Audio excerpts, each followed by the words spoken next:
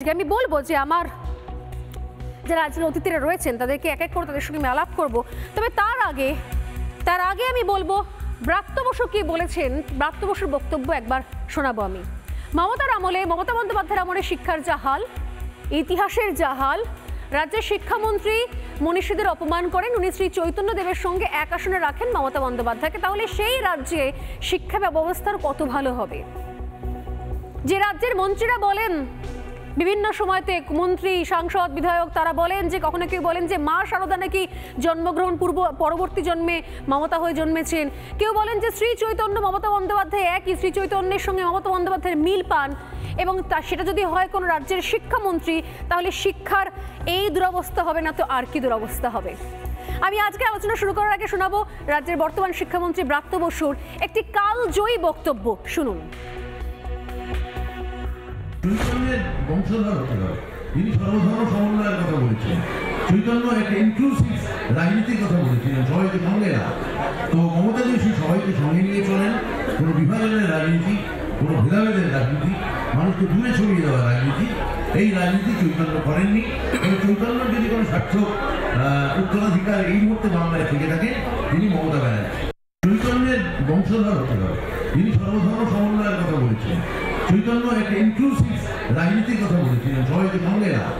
তো মমতা দেশী সবাইকে সঙ্গে নিয়ে চলেন, কোনো বিভাজনের রাজনীতি, কোনো ভেদাভেদের রাজনীতি, মানুষকে দূরে ছড়িয়ে দেওয়ার রাজনীতি, এই রাজনীতি চৈতন্য করেননি। এবং চৈতন্যর যদি কোনো সার্থক উত্তরাধিকার এই মুহূর্তে বাংলায় থেকে থাকে তিনি মমতা ব্যানার্জি।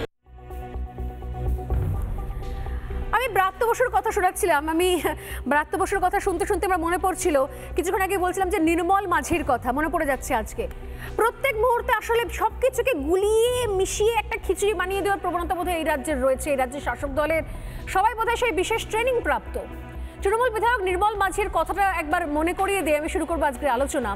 তিনি বলেছিলেন যে মমতা বন্দ্যোপাধ্যায় নাকি মা শারদার পরবর্তী মানে জন্মান্তর আর কি, মমতা বন্দ্যোপাধ্যায়কে মা শারদার সঙ্গে তুলনা করে বলেছিলেন। ওদিকে বিশ্বজিৎ দাস তিনি আবার এদল ওদল ঘুরে তৃণমূলে ফিরে গেছেন, তিনিও ইতিহাস পড়েছেন, হয়তো খুব ভালো ইতিহাস পড়েছেন। তিনি আবার মমতা বন্দ্যোপাধ্যায়কে ভগিনী নিবেদিতার সঙ্গে তুলনা করে বসেছিলেন।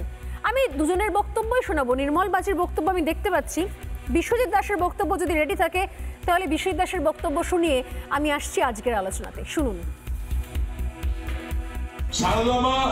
মারা যাওয়ার কিছুদিন আগে বিবেকানন্দের কিছু যারা সতীর্থ বন্ধুদের কাছে, মহারাজদের কাছে বলেছিলেন যে আমার মৃত্যুর পরে আমি কালীঘাটের কালীক্ষেত্রে জন্ম নেব, মনুষ্য জন্ম নেব, এবং আমি ত্যাগ, তিতিক্ষা, সামাজিক কর্মকাণ্ডের সঙ্গে রাজনৈতিক কর্মকাণ্ড জড়িয়ে যাব।